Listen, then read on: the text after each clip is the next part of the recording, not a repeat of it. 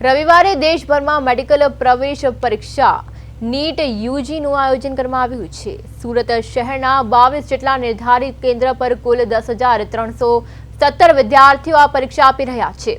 બપોરે 2 થી સાંજે 5 વાગ્યા સુધી ચાલનારી આ પરીક્ષાને લઈને વહીવટી તંત્ર અને એનટીએ દ્વારા બંદોબસ્ત ગોઠવવામાં આવ્યો છે। પરીક્ષામાં ગેરરીતિ અટકાવવા માટે આ વખતે પ્રથમવાર આર્ટિફિશિયલ ઇન્ટેલિજન્સ અને फेसियल सिस्टमનો ઉપયોગ કરવામાં આવી રહ્યો છે। તમામ કેન્દ્રો સીસીટીવી કેમેરાથી સજ્જ છે અને કંટ્રોલ રૂમમાંથી શંકાસ્પદ હિલચાલ પર સતત નજર રાખવામાં આવી રહી છે। જો કોઈ પણ વિદ્યાર્થી કે શખ્સ શંકાસ્પદ જણાશે તો ફ્લાઇંગ સ્ક્વોડ તુરંત જ એક્શન લેશે। નિયમો મુજબ બપોરે 1:30 વાગ્યા બાદ કોઈ પણ વિદ્યાર્થીને પરીક્ષા કેન્દ્રમાં પ્રવેશ આપવામાં નહીં આવે તેવી કડક સૂચનાઓ પણ આપવામાં આવી છે।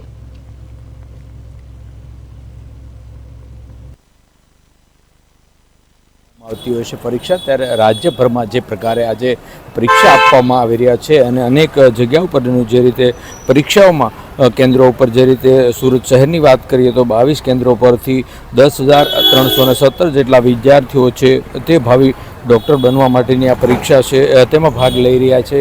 અને જે રીતે જોઈ શકીએ તે મુજબ કે અત્યારે જે પ્રકારે પરીક્ષા આપવા આવેલા છે લોકો અને ખાસ કરીને જે રીતે નેશનલ ટેસ્ટિંગ અને એજન્સીમાં જે રીતે આધુનિક ટેકનોલોજીનો સહારો પણ લેવામાં આવ્યો છે એટલે આ પ્રમાણે જોઈ શકીએ છીએ કે જે રીતે પરીક્ષાની તૈયારી કરી હતી અને પરીક્ષા આપવા આવ્યા છે ત્યારે અત્યારે શાળામાં પ્રવેશ આપવા આવી રહ્યો છે ત્યારે પરીક્ષા સાથે વાત કરીશું। શું કહેશો કેવા પ્રકારની તૈયારી કરી હતી અને આજે પરીક્ષા આપી રહ્યો?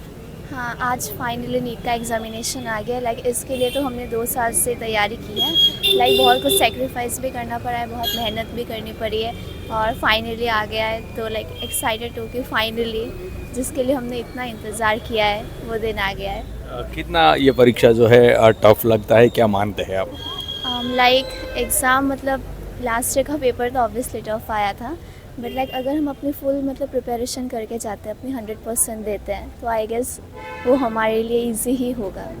બિલકુલ એટલે ઇઝી માની રહ્યા છે લોકો અને વિદ્યાર્થીઓ પણ ક્યાંક ને ક્યાંક જે રીતે પરીક્ષા છે તે મહત્ત્વની જે માનવામાં આવતી હોય છે અને આ રીતે જોઈ શકીએ છીએ ત્યારે તેમની સાથે વાત કરીશું।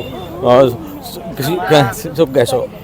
હા, બસ નીટની એક્ઝામ છે, થોડો ડર છે બટ ડરથી વધારે કોન્ફિડન્સ છે કે થઈ જશે અને જે થશે બેસ્ટ જ થશે। કેવી તૈયારી કેવા પ્રકારની કરી હતી?